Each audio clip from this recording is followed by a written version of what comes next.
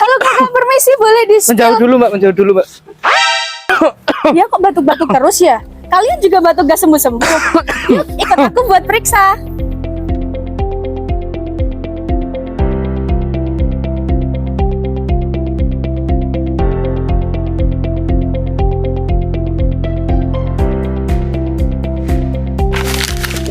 Batuk lama yang lebih dari 2 minggu disertai dengan penurunan berat badan atau keringat malam bisa jadi itu gejala TBC. TB menular lewat udara saat penderita batuk maupun bersin, tapi jangan khawatir, TB bisa disembuhkan dengan pengobatan rutin selama 6 bulan.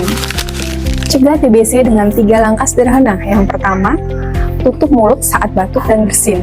Yang kedua, rajin berjemur dan buka jendela rumah. Dan yang terakhir, yang ketiga, apabila ada batuk yang lebih dari 2 minggu, segera periksakan ke fasilitas kesehatan terdekat. Yuk, cegah dan obati TBC mulai dari diri sendiri.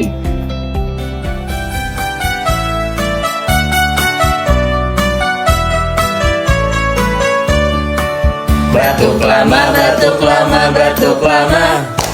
Kalau lebih 2 minggu yuk periksa. Demam ringan, keringat malam, bebek turun tanpa sebab.